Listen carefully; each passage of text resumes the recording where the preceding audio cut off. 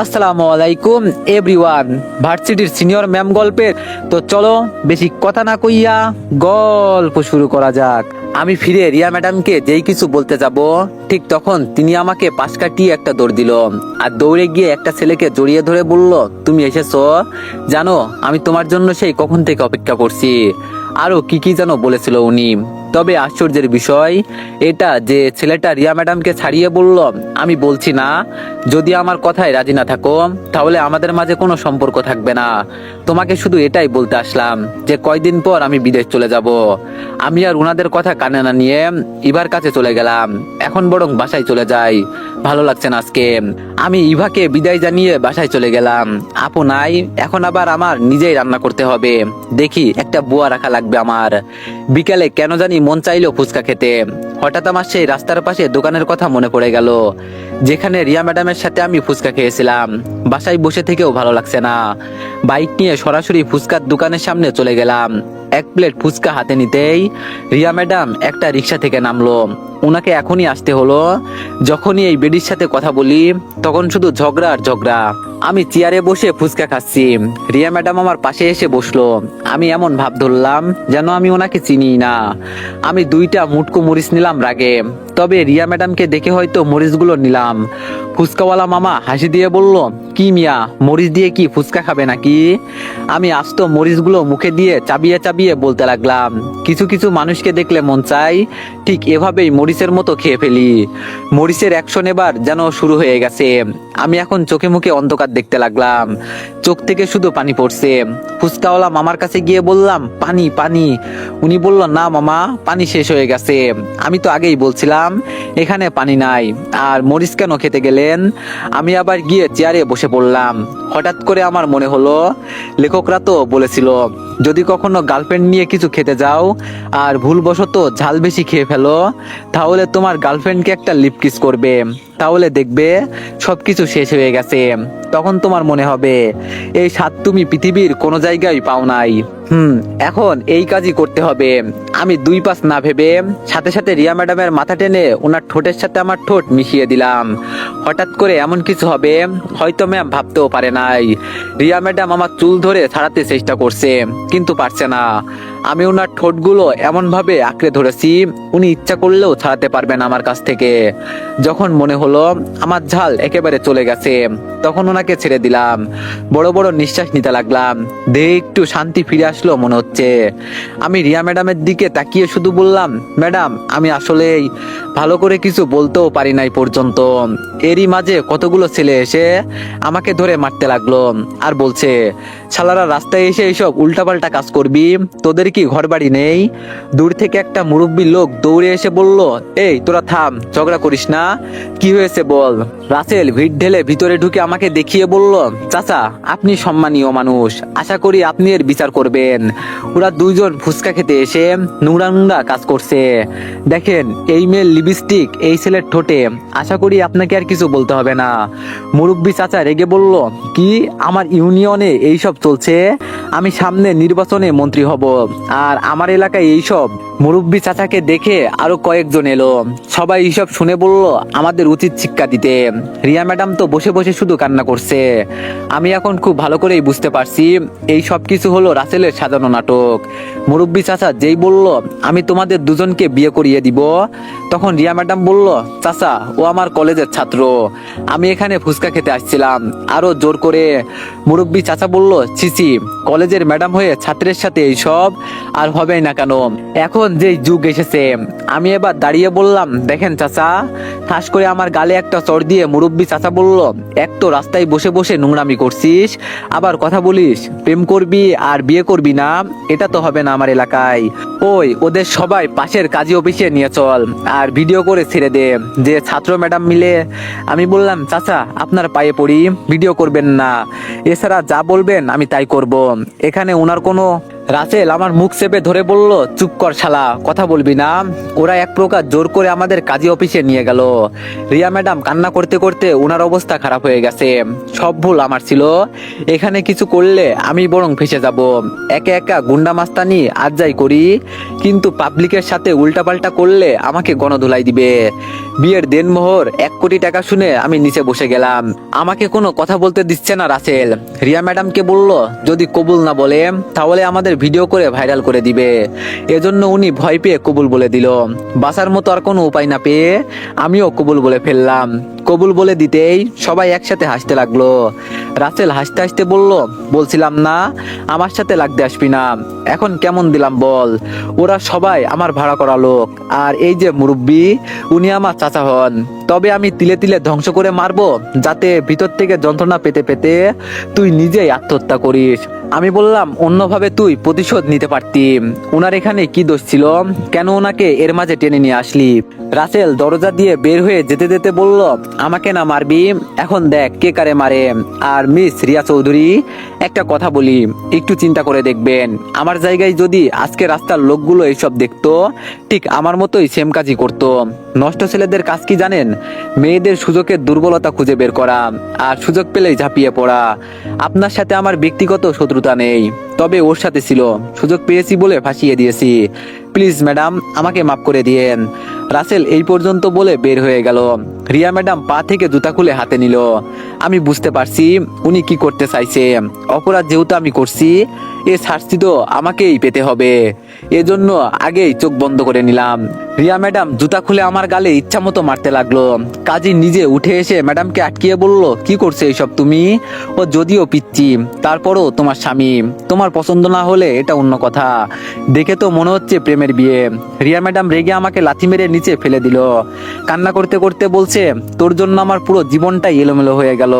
ভাবছিলাম সুন্দর একটা চাকরিজীবী ছেলে দেখে বিয়ে করব, এক তো পিচ্ছি, তার উপরে ফকিন্নি। কাজী সাহেব বলল, দেখো মা, তোমাদের ঝগড়া করতে হলে বাইরে গিয়ে করো। দরজা দিয়ে রাসেল ভিতরে ঢুকতে ঢুকতে বলল, আমি বলছিলাম না তোমার বয়ফ্রেন্ড বিয়ে করেছে? আমার কথা শুনলে না তো? এই যে এখন দেখো নিজ চোখে। রাসেলের সাথে যেই মেয়েটা ছিল তাকে দেখে আমি নিস্তব্ধ হয়ে গেছি। যাকে আমি মৃত বলছিলাম, আজকে সে কিনা আমার সামনে দাঁড়িয়ে আছে। মিমি তাহলে বেঁচে আছে? আমি যেন এটা নিজ চোখে বিশ্বাস করতে পারছি না। আমি মিমির সামনে গিয়ে চোখের পানি ছেড়ে দিয়ে বললাম, তাহলে তুমি বেঁচে আছো? আমার কথা শুনে মিমি একটু দূরে গিয়ে বলল, আপনি ধরবেন না আমাকে, আপনি এখন অন্য কারো হয়ে গেছেন। আমি নাই হয়েছি কয়েকদিন হলো, এর ভিতরেই বিয়ে করে নিলেন, আমি ভাবতেও পারি নাই। আমি বললাম, মিমি বিশ্বাস করো। রাসেল বলল, ওকে এখন শুধু আমি বিয়ে করব, আর ওকে আমি বাঁচিয়ে রেখেছি শুধু আমার জন্য। আজ থেকে ওর সাথে তোর কোনো সম্পর্ক নেই। আমি বললাম, মিমি আমাকে তো বিশ্বাস করো তুমি? মিমি বলল, হ্যাঁ এক সময় করতাম। কিভাবে আমাকে ভুলে গিয়ে নতুন কাউকে বিয়ে করলেন? আসলেই তুমি আমাকে ভালোবাসো নাই। রাসেল ঠিকই বলেছে, তুমি শুধু মেয়েদের বিছানায় নিয়ে যেতে চাও। এখন ঠিক যেমন এই মেয়েকে কট খেয়ে বিয়ে করেছো, আমি ভাবতেও পারছি না। আমি বললাম, মিমি এভাবে বলতে পারলা? মিমি বলল, আমি এখন শুধু তোমাকে ঘৃণা করি। আজকে আমি তোমার আসল রূপ দেখতে পেলাম। যাকে এক সময় খারাপ বলে অপমান করছি, আজকে সেই মানুষটাই আমাকে বাঁচিয়েছে। আমি রাসেলের দিকে রাগী দৃষ্টিতে তাকিয়ে বললাম, অন্তত আমাকে গুলি করে দিতি, তাও কেন ওকে উল্টাপাল্টা বুঝালি? রাসেল বলল, আমি কিছুই বুঝাই নাই, যা সত্যি তাই বললাম। আমি এবার চারপাশে একবার তাকিয়ে দেখলাম। নিজেকে খুব বড় মাস্তান মনে করতাম আমি, কিন্তু মার খেতে খেতে আমি এই পর্যন্ত। আমি পকেট থেকে পিস্তল বের করে কাজীর বুকে একটা গুলি করে দিলাম। দৌড়ে রুমের দরজা বন্ধ করে 3 জন মানুষ ছাড়া যারা এই রুমের ভিতরে ছিল সব কয়টাকে গুলি করে মেরে ফেললাম। আমার এই রূপ দেখে রাসেল, মিমি আর রিয়া ম্যাডাম দাঁড়িয়ে ভয়ে কাঁপাকাঁপি শুরু করে দিয়েছে। আমি একটা চেয়ার টেনে এনে বসে বললাম, এই দিকে আয় রাসেল। রাসেল ভয়ে ভয়ে আমার সামনে আসলো।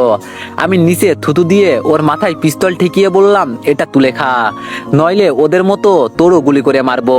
ঠাস ঠাস করে আমার গালে 2টা চড় পড়লো। আমি গালে হাত দিয়ে মিমির দিকে তাকিয়ে আসি। মিমি রাসেলের হাত ধরে বলল, তোর মতো মাস্তানের থেকে ও যদি রাস্তার বকাটে হয়, তাও আমি মনে করি ও খুব ভালো আছে। সেই দিন তোর সাথে আমার বিয়ে না হয়ে খুব ভালোই হয়েছে। মুখোশের আড়ালে তোর যে আসল একটা রূপ আছে, আজকে সেটা প্রকাশ পেয়েছে। কোনোদিন যদি আমার পিছনে ঘোরাঘুরি করিস, তাহলে তোর খবর আছে। আমি বললাম, এমন করে বলো না মিমি, আমি তোমাকে খুব ভালোবাসি, তোমার জন্য যা ইচ্ছা তাই করতে পারি। মিমি বলল, তোর মতো নরপশুর সাথে প্রেম করা তো দূরের কথা, মুখ দেখার ইচ্ছা হচ্ছে না আমার।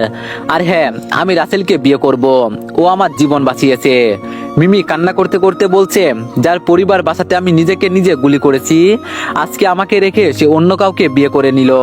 যার জন্য এত কিছু করলাম, সে কি আমাকে একটুও ভালোবাসতে পারে নাই? এমন প্রেমিকের মুখে আমি থুতু দিই।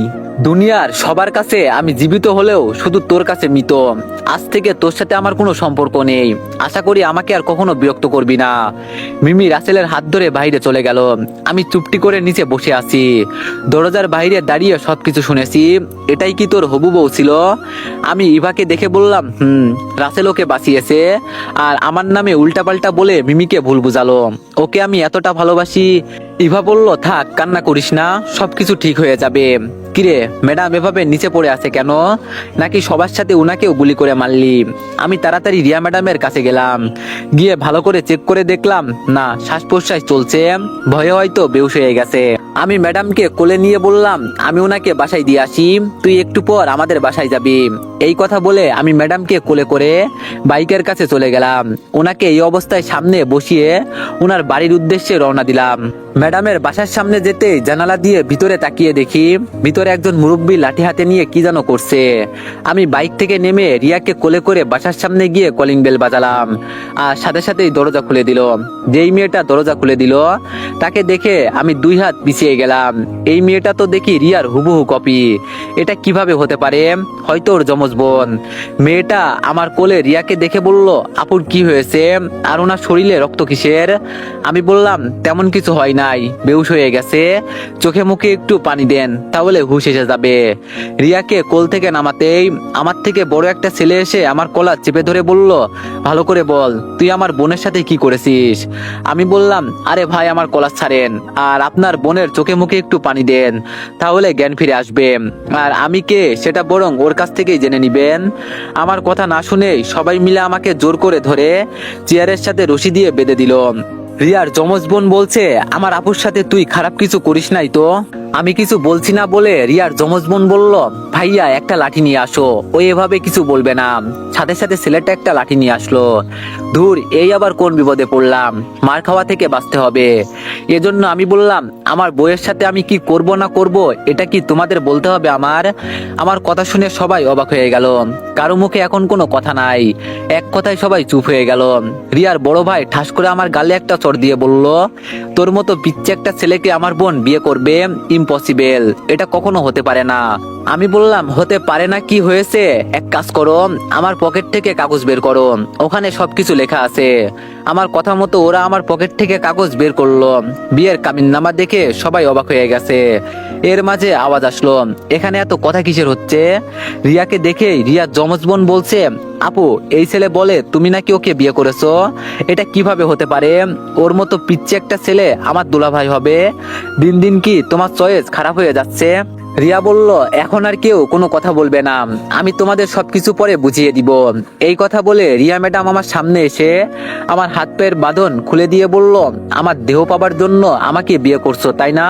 আসো, এখন আমি তাই দিচ্ছি। রিয়া ম্যাডাম আমার হাত ধরে টান দিল। আমি চুপচাপ মাথা নিচু করে দাঁড়িয়ে আছি। রিয়া ম্যাডাম বলল, কি হলো, বাসর করবে না? আমার দেহ পাবার জন্য এত কিছু করলে, এখন দাঁড়িয়ে আছো কেন? আমি বললাম, ম্যাডাম, তখন আমি। রিয়া ম্যাডাম সাথে সাথে আমাকে জোরে ধমক দিয়ে বলল, তোর কারণে আমার পুরো জীবনটা এলোমেলো হয়ে গেছে। এই এক জীবনে আমার কত কিছুর ইচ্ছে ছিল, সব তুই ধ্বংস করে দিলি। আমি না হয় ভুল বুঝে তোকে মারতে নিয়েছিলাম, জানি ভুল করেছি। এরপরও কি আমি ম্যাডাম হিসাবে একটু সম্মান পাওয়ার যোগ্য নয়? হতে পারি আমি খারাপ মেয়ে, কিন্তু ম্যাম হিসাবে একটু সম্মান তো করতি। আজকে যদি এই খবর বাইরে যায় যে পিচ্ছে একটা ছেলেকে আমি বিয়ে করেছি, তখন আমার আত্মহত্যা করা ছাড়া উপায় আছে? তুই চাইলেও আমাকে ডিভোর্স দিতে পারবি না। এত টাকা পাবি কই? রং তামাশা করতে গিয়ে কেন আমার জীবনটা ধ্বংস করে দিলি? বাইরে প্রিন্সিপাল ম্যাম হিসাবে মানুষ আমাকে যে সম্মান দিত, এইসব শোনার পর তো সবাই আমার মুখে থুতু দিবে। ওদের সাথে আমাকেও কেন গুলি করলি না? পাপ করবি তুই, আর এর শাস্তি পাবো কি আমি? বল আমাকে। রিয়া ম্যাডাম এই কথাগুলো বলে কান্না করে দিল। আমি এখন আমার নিজের ভুল খুব ভালো করেই বুঝতে পারছি। আমার জন্য অন্য একটা মেয়ের জীবন কেন নষ্ট হবে? ভুল আমি না করলেও আমার দ্বারা তো হয়েছে। আমি পা ভাঁজ করে রিয়া ম্যাডামের সামনে বসে বললাম, সরি, আমি ভুল করে ফেলেছি। এই অল্প সরিতে মাপ পাবো না জানি না বাবা মা মারা যাওয়ার পর আমার সাথে কি হচ্ছে। মাপ চাইবার মুখ হয়তো আমার নাই, তবে হ্যাঁ, ভুল যেহেতু আমি করছি, এর শাস্তি আমি পাবো। আপনি যা বলবেন আমি তাই করব। যদি বলেন মুচির কাজ করতে, আমি তাই করব। তবে বিশ্বাস করেন ম্যাডাম, তখন আমার কিছু করার ছিল না। আমার হবু বউ বেঁচে আছে, এই জন্য রাসেল বুদ্ধি করে আমার সাথে আপনার বিয়ে পড়িয়ে দিল। আর মিমিকে এইসব দেখিয়েছে যাতে ও মিমিকে আমার থেকে দূরে সরিয়ে ও নিজে বিয়ে করতে পারে। আমি বিয়ে আটকাতে চাইছিলাম, কিন্তু পারলাম না। তার জীবনে পরিবার বলতে কেউ নাই, তার আবার কিসের জীবন? বলেন আমাকে কি করতে হবে? রিয়া ম্যাডাম চোখের পানি মুছে আমার দিকে তাকিয়ে আছে। রিয়া ম্যাডামের যমজ বোন বলল, আপু কি হচ্ছে এইসব? আমি কিছুই বুঝতে পারছি না। রিয়া ম্যাডাম বলল, চুপ, তোর বুঝতে হবে না, একটু চুপ করে থাক। রিয়া ম্যাডাম এবার আমার দিকে তাকিয়ে বলল, আগামী 1 বছর আমার বাসায় তোর চাকরের কাজ করতে হবে। আমি যা বলবো তাই করতে হবে। 1 বছর পূরণ হলে আমি নিজেই তোরে ডিভোর্স দিয়ে দিব।